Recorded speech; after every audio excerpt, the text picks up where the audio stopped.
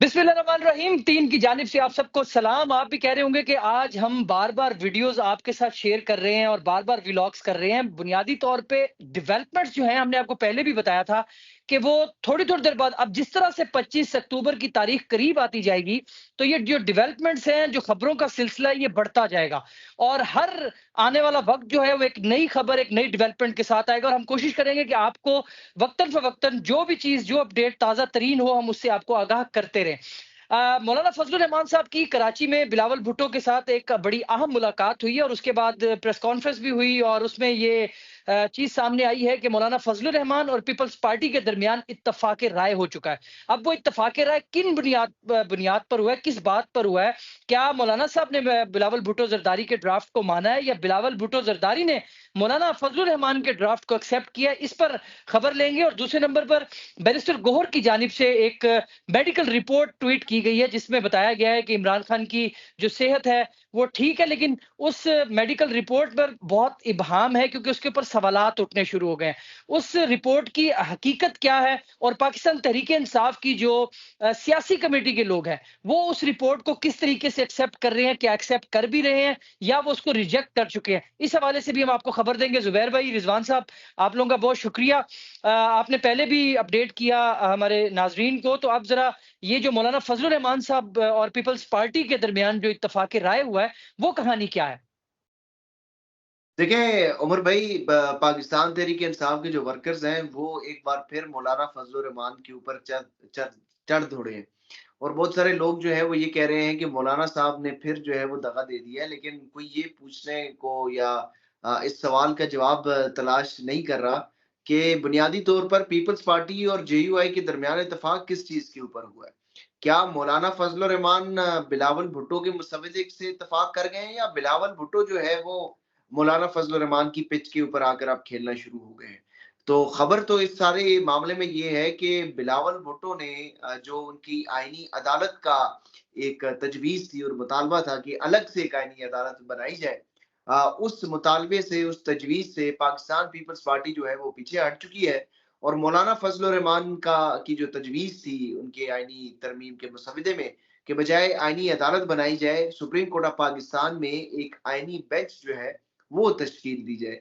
2 दिन पहले भी हम ये खबर दी थी कि इस मामले के ऊपर मौलाना फजल रहमान बिलावल भुट्टो को, पीपल्स पार्टी को मनाने की कोशिश कर रहे हैं और इसी मामले के ऊपर जो है वो इख्तिलाफ था।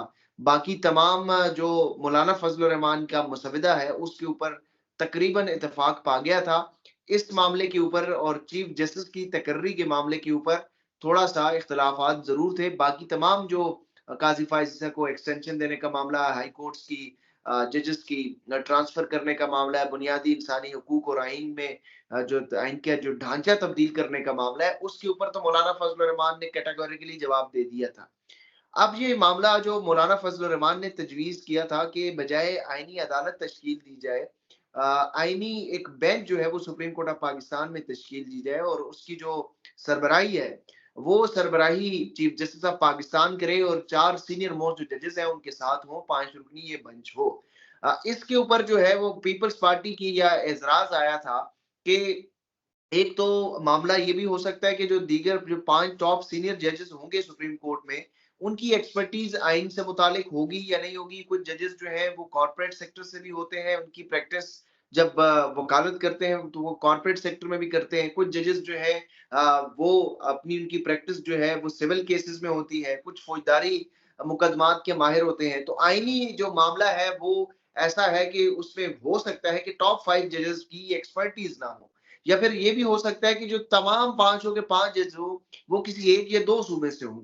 तो इसके ऊपर मौलाना ने फिर उनको ये तजवीज़ भी दी है कि अगर आपने आईनी बेंच के ऊपर ये मामला है कि इसमें एक ही तरह के जज आ सकते हैं या एक ही सूबे या 2 सूबों से आ सकते हैं, तो फिर इसमें चारों सूबों से एक-एक जो जज है, वो चीफ जस्टिस को खत लिखकर सीनियर मोस्ट जज वो तजवीज़ करते हैं और उनकी और इस बेंच की सरबराही जो है वो सुप्रीम कोर्ट ऑफ पाकिस्तान की जो चीफ जस्टिस हैं वो करें, तो आईनी जो मुकदमात हैं वो सुने जाएँ और अलग से ज़्यादा जजेस की तादाद जो है, इज़ाफ़ी जजेस की तैनाती जो है वो ना की जाए। एक इसके ऊपर इत्तेफ़ाक तो तय पा गया है कि आईनी अदालत जो है वो नहीं बनेगी, आईनी बेंच तश्कील होगा।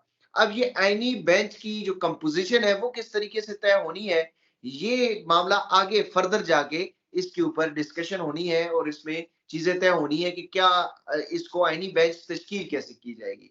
दूसरा जो बुनियादी तौर पर अच्छा, इस नुक्ता पे है। ज़ुबैर साहब ये भी क्लियर कर देना कि नून लीग की जानिब से जो मुसद्दा सामने आया था या उनकी जानिब से तजावीज़ सामने आई थी, उसमें 5 जजेस का पैनल था। जबकि जो मौलाना फजलुर रहमान साहब हैं, उन्होंने जब गुफ्तगू की थी, आपको याद होगा, आप असद कैसर साहब के घर मौजूद थे, तो वहाँ पर उन्होंने 3 का पैनल जजेस का जो है उस हवाले से बात की थी। तो ये 3 और 5 के ऊपर भी पीपल्स पार्टी की भी कोई राय है इस हवाले से? देखिए, पीपल्स पार्टी की तो राय थी, लेकिन पीपल्स पार्टी को भी मौलाना फजलुर रहमान ने इस मामले के ऊपर बना लिया है। और इसके ऊपर मौलाना फजलुर रहमान ने उनको ये कहा कि जजेस की जो तैनाती है वो तो 18वीं तरमीम में आप ही ये कह चुके हैं कि ये सीनियरिटी की बुनियाद पर होनी चाहिए और जजेस की जो तैनाती है वो पार्लिमानी कमेटी बाइख्तियार हो, बजाय इसी के जुडिशल कमीशन ऑफ पाकिस्तान को बाइख्तियार बनाया जाए। तो जो पार्लिमानी कमेटी है उसको बाइख्तियार बनाने के लिए मौलाना फजल रहमान ने ये कहा है कि हम 18वीं तरमीम को, जो आपकी तरमीम थी जिसके क्रेडिट आप लेते हैं, हम उसको बहाल कर रहे हैं। और एज इट इज जिस तरह 18वीं तरमीम में ये तजवीज किया था, 19वीं तरमीम में फिर उसको ओवरटर्न कर दिया गया था और जुडिशल कमीशन ऑफ पाकिस्तान को ज्यादा बाइख्तियार बना दिया गया था। अब 18वीं तरमीम के जरिए जो कानून साजी की गई थी उसमें जजेस की तकर्री और चीफ जस्टिस की तकर्री का जो तरीक़ेकार है वो है। अब 18वीं तरमीम क्या है? 18वीं तरमीम में बुनियादी तौर पर जो जो जुडिशल कमीशन ऑफ पाकिस्तान है, जो कंपोज़िशन है, उसमें हुकूमत के सिर्फ़ नुमाइंदे जो हैं, वो एक वज़ीर कानून है और एक अटॉर्नी जनरल है। लेकिन 18वीं तरमीम में ये था कि उसके अंदर जो पार्लिमानी नुमाइंदे हैं, सेनेट और कौमी असेंबली से, वहाँ पर भी हुँ। उनकी नुमाइंदगी भी हो और उसके साथ-साथ जो जुडिशल कमीशन ऑफ पाकिस्तान का फैसला है, वो अगर पार्लिमानी कमेटी के सामने आएगा, पार्लिमानी कमेटी अलग से जो है 5 मेंबरान सेनेट से और 5 मेंबरान जो है वो कौमी असेंबली से, वो उनके सामने अगर जुडिशल कमीशन ऑफ पाकिस्तान का मामला, उनका फैसला आता है, तो उसको वो मुस्तरद कर सकते हैं। मौजूदा जो निज़ाम है 19वीं तरमीम के तहत, उसमें सिर्फ़ और सिर्फ़ जुडिशल कमीशन ऑफ पाकिस्तान में 2 नुमाइंदे हैं, एक वज़ीर कानून का और एक अटॉर्नी जनरल का, और कमीशन ऑफ पाकिस्तान का जो फैसला है वो बाइंडिंग है।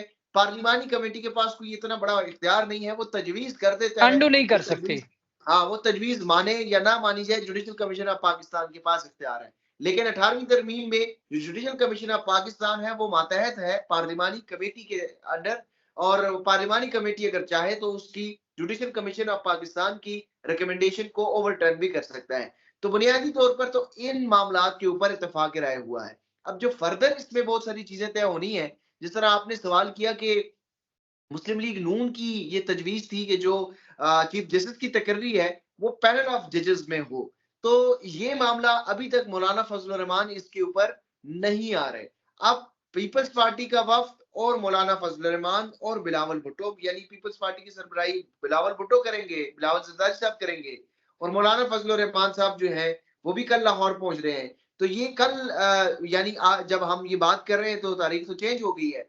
तो आज ये लाहौर में मुलाकात करेंगे मियाँ मोहम्मद नवाज शरीफ साहब से और उनके सामने ये तजावीज़ रखी जाएँगी। अब नवाज शरीफ साहब वो तजावीज़ रखते हैं, तो उसके ऊपर क्या आगे चीज़ें फर्दर डेवलप होती हैं, वो देखना होगा। लेकिन मौलाना फजल रहमान की जिन कुछ लोगों से मेरी जो बात हुई है, वो ये कहते हैं कि हमें जो 5 जजेस की या 3 जजेस के पैनल से मुतालिक जो राय है, वो काबिल कबूल नहीं है, क्योंकि हम नहीं चाहते कि कोई मनपसंद जज को इस वक़्त लगाया जाए, और काज़ी फ़ाइज़ ईसा को एक्सटेंशन इसीलिए हम नहीं देना चाह रहे कि एक फ़र्द वाहिद को फ़ायदा दिया जा रहा है। तो अगर एक फ़र्द वाहिद को हम वहाँ पर फ़ायदा नहीं देना चाहते, तो इसी तरह हम ये फ़ायदा पैनल ऑफ जजेस के मामले पर भी उनको फ़ायदा नहीं देना चाह रहे कि किसी किसी एक एक को को नहीं मिलेगा। चुनकर उसको चीफ जस्टिस बना दिया जाए, ये फ़र्द वाहिद को फ़ायदा देने रिजवान के साहब मुतरादिफ।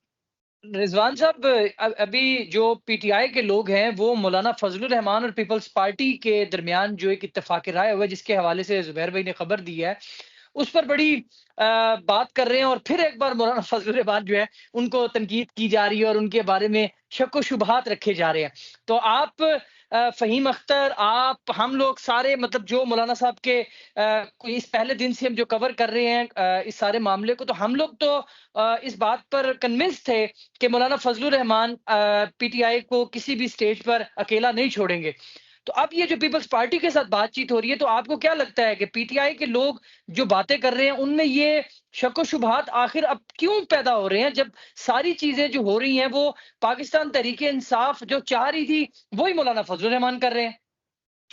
देखिए, एक एक वजह तो वो जो हेडलाइन बनी जिसमें मौलाना ने ये कहा कि हमारे और पीपल्स पार्टी के दरमियान इत्तेफाक हो गया है, और फिर लोगों को यही लगा कि शायद मौलाना फजल रहमान मान गए हैं। ये नहीं पता, जैसे जुबैर साहब ने एक्सप्लेन किया है, कि इत्तेफाक किन चीजों के ऊपर हुआ है।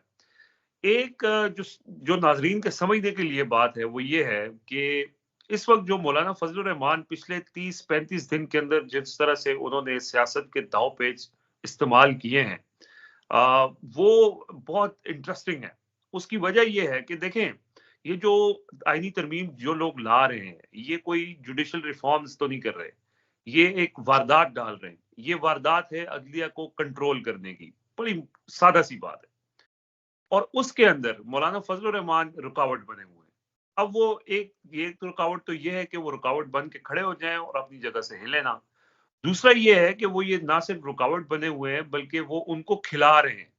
और जिस अंदाज से वो इस वक्त दाव पेच अपने इस्तेमाल कर रहे हैं, और कभी इधर तो कभी उधर, एक चीज वो हर बार, हर प्रेस कॉन्फ्रेंस के अंदर, हर खिताब के अंदर वो कहते हैं कि जो मुसविदा हुकूमत का था वो मुल्क की जमहूरियत के खिलाफ था, वो इंसानी हकूक के खिलाफ था, वो अदलिया की आज़ादी के खिलाफ था, और वो हमें किसी सूरत काबिल कबूल नहीं है।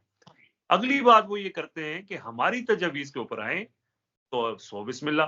अब वो अपनी तजवीज़ के ऊपर पीपल्स पार्टी को आमादा कर चुके हैं, कुछ हद तक आमादा कर चुके हैं। अब वो उसके बदले उन्होंने क्या दिया है, ये चीज़ें भी 1-2 रोज़ में वाज़ेह हो जाएँगी।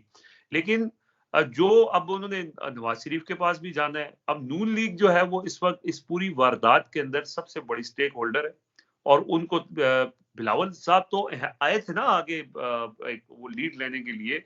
वो बेसिकली अपनी एक सीवी पेश कर रहे थे, या जाहिर है कि अगले वो पोटेंशियल कैंडिडेट है वो प्राइम मिनिस्टर के, तो ये उनके लिए एक असाइनमेंट भी थी कि आपने इसको लेके चलना है। 15 के बाद वैसे लेकिन भी जुबैर रिजवान साहब, 15 के बाद तो आपने देखा कि नून लीग वैसे ही पीछे हो गई। नून लीग तो किसी से नहीं मिली। जो आजम नजीर तारण है वो भी कमेटी में आए और वो भी बड़े उनकी बॉडी लैंग्वेज बता रही थी जैसे उनके लिए ये अब कोई वो उस तरीके से जिस तरह मोहसिन नकवी आ रहे हैं, आजम नजीर तारण आ रहे हैं, आप वो रिमेंबर याद करें ना। तो उसके बाद से तो जब ये 15 सितंबर की रात गुजरी उसके बाद तो वो बिल्कुल पीछे हो गए और बिलावल भुट्टो जरदारी आ गए आगे। देखें, नून लीग तो कहीं एग्जिस्ट करती नहीं है, उनका अपना कोई मौकफ नहीं है। वो जो मौकफ उनको मोहसिन नकवी साहब देते हैं वो बादल नखास्ता, चाहे ना चाहे उनको मानना पड़ता है। तो उनकी तो कोई अपनी सोच नहीं है ना, उनको तो वो मजबूर है, वो तो हुकूमत अगर करनी है तो उनको चलना है। तो अब ये अब चीजें इंटरेस्टिंग इसलिए हो चुकी हैं कि इस वक्त मौलाना फजल रहमान जिस तरफ उनको लेके जा रहे हैं वो आखिर में नहीं जाएंगे। जो ये मुझे लगता यही है कि ये चीजें इसी तरह अल्टीमेटली इख्तलाफात के शिकार हो जाएंगी, क्योंकि जुडिशल रिफॉर्म्स करना मकसूद नहीं है, मकसूद वारदात डालना है। और वारदात मौलाना साहब इसी तरह एंगेज करके मामले को 25 तक लेके जाना चाह रहे हैं। और उसके अंदर कुछ लोगों को लगता है कि जी मौलाना जो है वो कभी आगे चले जाते हैं, कभी पीछे चले जाते हैं, कभी के हक में बात कर लेते हैं, कभी थोड़ा सा जो है वो सख्त गुफ्तगू कर लेते हैं। तो इसलिए लोगों को अभी बहुत अर्ली उनके हवाले से जो है वो शॉट नहीं खेलनी करना चाहिए कि जी मौलाना इधर हो गए या उधर हो गए। लेकिन सिर्फ एंजॉय करना चाहिए कि जिस तरह से मौलाना साहब जो है वो इस वक्त इस मामले को पिछले 30-35 दिन से लेके चल रहे हैं, उससे मैंने पिछली वीडियो में भी ये कहा था कि नौजवान सियासतदानों को ये उनसे सीखना चाहिए, ये सियासत के दाव पे जिस तरह वो इस्तेमाल कर रहे हैं। तो बहरहाल असल बात ये है कि ये जो वारदात है इसको अभी तक खींच के यहाँ तक ले आए हैं, और इसमें कुछ चीजें जो हैं वो अपनी मनवा ली। अगर ये मनवा ली जाती हैं, अगर आईनी अदालत क्या है, सिर्फ ये एक ऐसी अदालत जो कंट्रोल्ड हो, जहां पे इंसानी हुकूक, आईनी मामलात जो है वहां पे कंट्रोल जजेस बैठे हों, और वो जैसे उनको लिखा हुआ फैसला है वो वैसे कर दें। अगर वो ऐसा नहीं होता और इसी अदालत के अंदर आईनी बेंच बन जाता है जहां पे जजेस, जैसे जुबैर साहब कह रहे थे कि उसकी कंपोजिशन के ऊपर अभी बात होनी है कि कौन, क्योंकि उसमें भी जो है वो मुख्तलिफ आरा पाई जाती है।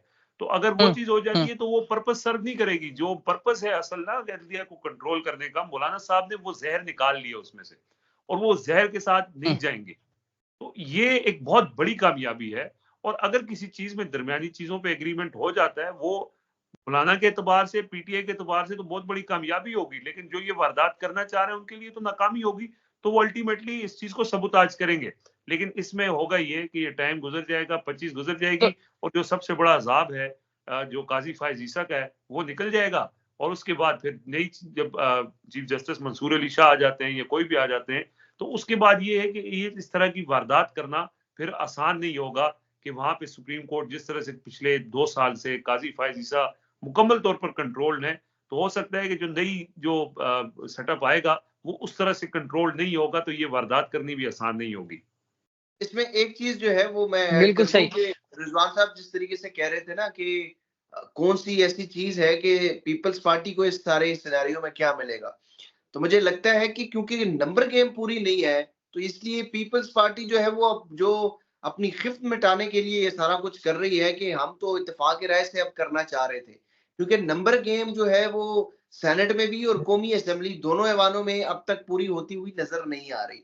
तो ये बड़ा इंपॉर्टेंट फैक्टर है। अगर आपने हाथ मरोड़ कर ही करना है तो उस सूरत में भी नंबर गेम पूरी नहीं है। तो मौलाना फजलुर रहमान के हाथ तो आप मरोड़ भी लें तो एक या दो लोगों से ज्यादा तो आप तोड़ नहीं सकते, और वो भी पीटीआई के साथ भी यही मामला है। तो नंबर गेम जब पूरी नहीं होगी तो आपने कुछ ना कुछ तो फिर फेस सेविंग देनी है। बिल्कुल सही। अच्छा, अभी रिज़वान साहब जो बात कर रहे थे ना कि मोहसिन नकवी उनको जो बताएँगे उन्होंने उसी हिसाब से चलना है। आज आप जिस टाइम पे वज़ीर आज़म एससीओ कॉन्फ्रेंस के जो डेलीगेट्स हैं, उनके जो हेड्स हैं, वो आज उनको इशाइया दिया गया एक।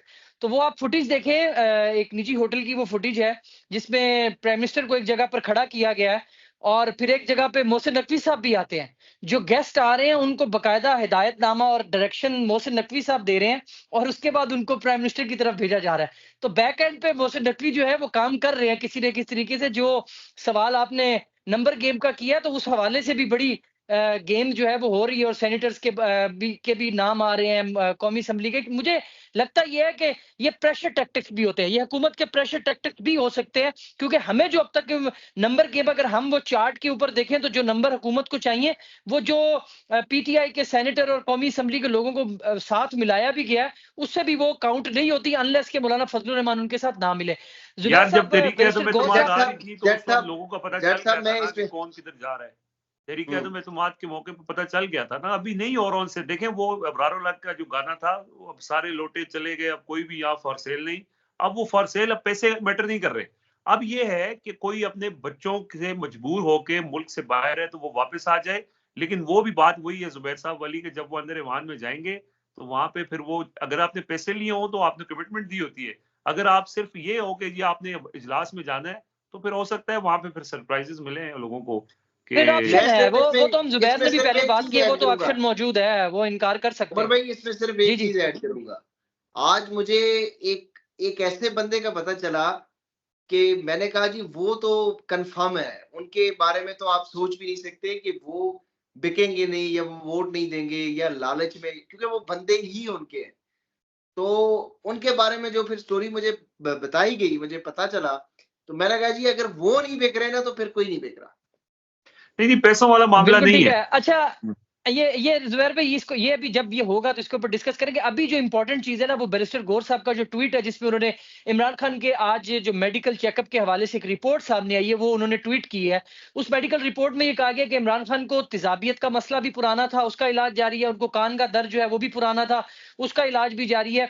और जो इसके ऊपर खबरें आ रही हैं कि ये जो मेडिकल के लोग भेजे गए हैं पिम से, उसमें कोई क्वालिफाइड फिजिशियन भी नहीं था। तो लेकिन बैरिस्टर गौहर तो उसको बड़ा शुक्रिया भी अदा कर रहे हैं और गॉड अचीवमेंट करार दे ब्लेस रहे यू हैं। के ट्वीट वो करार दे रहे हैं और ख्वाजा आसिफ साहब उनको एंडोर्स कर रहे हैं, उनको रीट्वीट कर रहे हैं। तो ये बुनियादी तौर पे क्या पाकिस्तान तहरीक इंसाफ की जो सियासी पार्टी के लोग हैं, जो क़यादत है, क्या वो एक्सेप्ट कर रही है जुबैर साहब, रिजवान साहब? यार मैं तो इसके ऊपर इतना ही कहूंगा कि जो वफाकी हुकूमत की तर्जमानी खैबर पख्तूनख्वा हुकूमत की तर्जमान बैरिस्टर सैफ ने की थी, और जो रद्द-ए-अमल और रिएक्शन की सूरत में उनको लान-तान पड़ी थी, गौर साहब ने ये फैसला किया है कि वो उनके हिस्से में क्यों आई है, वो मेरे हिस्से में आ जाए। इससे ज्यादा तो मैं इसके ऊपर कोई बात ही नहीं करना चाहता कि जो गौर आप ऐसे भी साहब मोहब्बत करते हैं ना बैरिस्टर गौर साहब से, इसलिए शायद कम बोल रहे हैं। नहीं, मैं मेरे लिए काबिल एहतराम है, लेकिन उन्होंने जो वफाकी हुकूमत की तर्जुमानी शुरू कर दी है, वो जिस तरीके से पिम्स की रिपोर्ट वो शेयर कर रहे हैं, जिस तरह वो शुक्रिया अदा कर रहे हैं, लगता है ऐसा है कि वो वफाकी काबीना का कोई हिस्सा है और खास वजीर खास है। बड़े अच्छे बच्चे बनकर वो काम कर रहे हैं, क्योंकि आपको बताया था कि अगली जो डील है, वो उस सूरत में लॉक अनलॉक होगी कि जब आप ये साबित करेंगे कि आप बहुत अच्छे बच्चे हैं। तो वो ये यार साबित कर रहे हैं वैसे कि आप बहुत मैं अच्छे बच्चे। मेरा ये मैं ख्याल है रिजवान कि साहब, जितने लोग जुबैर साहब, मैं रिजवान साहब से यही पूछने लगा था कि आपने अली अमीन गंडापुर को क्वेश्चन दिया कि कुछ ना कुछ तो होगा कि अली अमीन गंडापुर को एक मार्जिन देना चाहिए, वो कुछ ना कुछ लाए होंगे।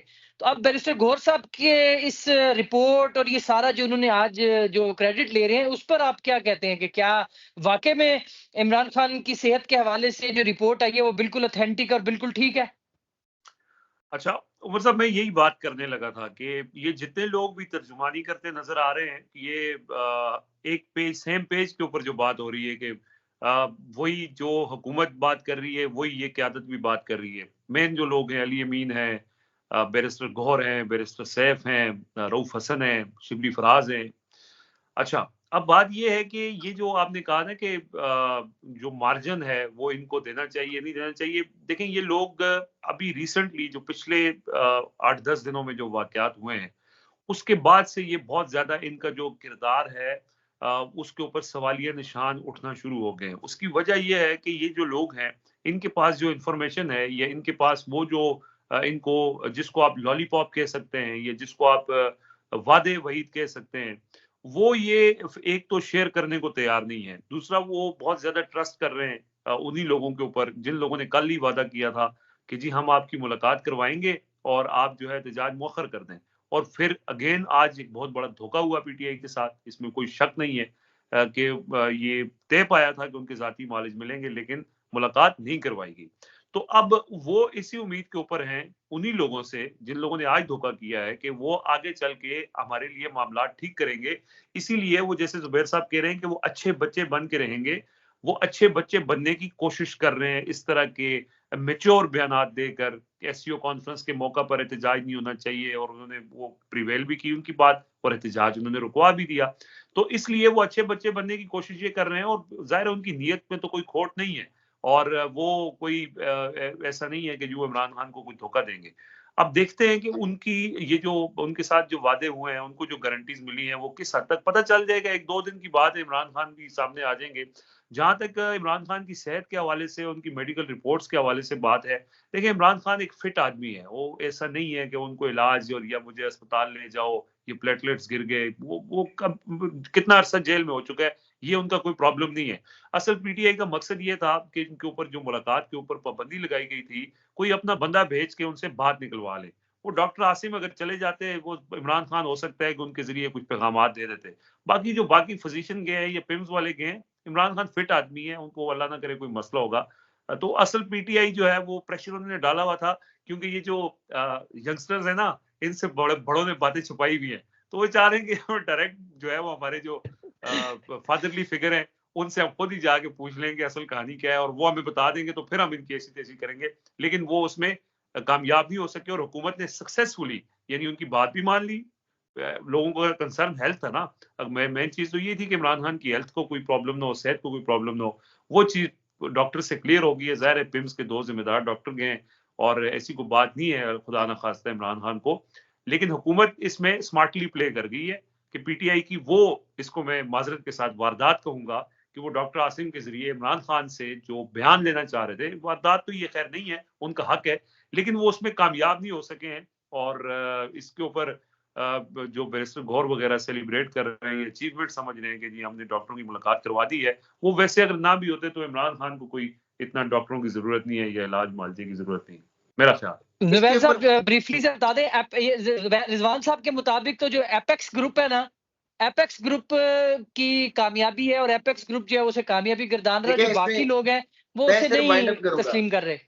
मैं इसको वाइंड अप करूंगा, सिर्फ इतना कहूंगा कि देखें, अगर पाकिस्तान तहरीक इंसाफ का एपेक्स कमेटी वाला ग्रुप या मफामती वाला जो ग्रुप है, वो और मोहसिन नकवी सेम पेज के ऊपर होते, तो फिर तो कहीं ना कहीं ये बात हो सकती थी कि कुछ ऐसी चीजें हैं जो इनको पता है और जो नीचे नहीं बताई जा रही। जब वफाकी वजीर ख्वाजा आसिफ और बैरिस्टर गौर सेम पेज के ऊपर आ जाते हैं ना, तो फिर इसका मतलब ये है कि कुछ भी नहीं होने वाला। फिर इसका मतलब ये है कि इनके साथ होगी ये वारदात। तो ख्वाजा आसिफ क्यों लुड़ियां डालेगा कि जब बैरिस्टर गौर की बात होती है और ख्वाजा आसिफ उसको उछालेंगे। आप ये इस चीज को, टाइमिंग को, पॉलिटिक्स में टाइमिंग बड़ी इंपॉर्टेंट होती है। जब से ये डीचओ का एहतजाज मौखर हुआ है, तब से लेकर आज दिन तक किसी वफाकी वज़रा ने कोई स्टेटमेंट नहीं दी पीटीआई के एहतजाज से मुतालिक भी, और इमरान खान के ऊपर पाबंदी लगाने से मुतालिक भी, और जब इन्होंने दोबारा एहतजाज की कॉल दी तब भी। मोहसिन नकवी साहब सारा कुछ डील करते रहे। आज पहली स्टेटमेंट आई 4 अक्टूबर के बाद, ये 11 दिनों के बाद पहली स्टेटमेंट आई, और उस स्टेटमेंट में उन्होंने शुक्रिया अदा किया बैरिस्टर गौर का कि शुक्रिया, बहुत शुक्रिया आपका। तो ये समझने के लिए बहुत बड़ा इशारा है, अगर कोई समझना चाहे। यार वैसे मैं फिर भी अगर किसी को अली अमीन गंडापुर साहब को क्वेश्चन देना है, तो आजकल जो है ना, वो मास्टर मोटी फॉर्म वालों ने सेल लगाई हुई है, 2-4 और भेज दे। अच्छा, मैं इसके नहीं, अंदर ये भी तो हो सकता है रिजवान साहब, quickly- ये भी तो हो सकता है, ये भी तो। जी जी जी, आप बताइए, मैं वाइंड अप करूंगा जी। आप फिर वाइंड अप कर ले, मैं भी इसको बस मुख्तसर वो करता हूँ। अच्छा, मैं ये कह रहा हूँ कि चलें, ये जो मुफाहमती ग्रुप है, अगर ये कोशिश कर रहा है और इतना ज्यादा ये पुरुमीद भी है, तो ठीक है। जहां इतना अरसा इंतजार किया है, थोड़े इनको दिन दे दें, इनको इंतजार करवा लें। और अगर और फिर धोखा जो होना हुआ है वो भी या देखें। नहीं, सुने ना, अगर धोखा हुआ या कोई इस तरह का फ्रॉड हुआ, तो पता चल जाएगा। फिर उसके बाद इनकी क्या औकात होगी, फिर ये तो सारे हाँ, फारिग हो जाएंगे। और एहतजाज पीटीआई के लिए क्या प्रॉब्लम है यार? एहतजाज ये तो अभी मोमेंटम बनना शुरू हुआ है ना, एहतजाज तो अभी शुरू हुए। ये तो इस्लामाबाद जलसे के बाद माहौल बना है, और पीटीआई को तो अब तो कोई प्रॉब्लम ही नहीं रहा। अब देखें, एक बड़ी जबरदस्त चीज जो पीटीआई के हवाले से हुई है कि एक बहुत बड़ा चैलेंज था, एक ऐसी जमात जिसको कलअदम जमात करार दिया जा रहा था 9 मई के बाद से, खास तौर पे। अब उसका एक इतना कहना कि हम डी चौक आ रहे हैं, उससे मतलब खलबली मच जाती है। और उन्होंने साबित कर दिया अगेंस्ट ऑल दी रुकावटें जो जी थी, ऑब्स्टिकल्स थे, उसके बावजूद वो डी चौक पहुंच गए। उन्होंने साबित कर दिया, तो अब उन्होंने डी चौक पहुंचना है। तो अब उनका सिर्फ इतना कहना ही काफी है कि हम डी चौक आ रहे हैं, अगलों की काम पे टांग जाती है। तो ये एक it's a matter of week और 10 डेज, 2 वीक्स, 3 वीक्स, सारी चीजें क्लियर हो जाएंगी। दोबारा वही सड़कें होंगी, वही एहतजाज होंगे, और इमरान खान की रिजवान रिहाई साहब, इसी 25 तरह होनी तारीख है। के बाद अगर आप एहतजाज करना भी चाहें तो उसका कोई फायदा नहीं है। और यार अभी भी असल कोई मुद्दा 25 जुबैर साहब, अभी भी तो मार्शल आई है ना। अब ये बाप बाहर निकले तो क्या माहौल है, उसके बाद भी होगा। नहीं, तो अभी मार्शल है, अभी तो चले गैर कानूनी तरीके से इस्तेमाल किया जा रहा है ना, तब तो चले आपके चले पास इसको कानूनी इसको ना जवाब है। केड़ा इस तरह कानून ते देखें, केड़ा जो आएंगे जी? केड़ा आइन। अच्छा, इस पे ना रिजवान साहब और जुबैर साहब, ये बेसिकली हमने पहले भी कहा था कि पाकिस्तान तहरीक इंसाफ बड़ी खुश नसीब है कि उसे ऐसे कारकुन मिले हैं। ये किसी और जमात को ऐसा कारकुन नहीं मिला जिनकी जो क़यादत एक कॉल करती है और वो पहुंच जाते हैं, जिस तरह मर्जी पहुंचते हैं। लेकिन जो बैरिस्टर गौहर साहब का ट्वीट और उसके ऊपर ख्वाजा आसिफ साहब का रीट्वीट और कोट ट्वीट है ना, उस पर ये हम नाजरीन पर छोड़ते हैं, वो हमें बताएं कि क्या ख्वाजा साहब बैरिस्टर गौहर को वेलकम टू द क्लब कह रहे हैं या कोई और मैसेज दे रहे हैं। अब तक के लिए इतना ही, इजाजत दीजिए। अल्लाह हाफिज।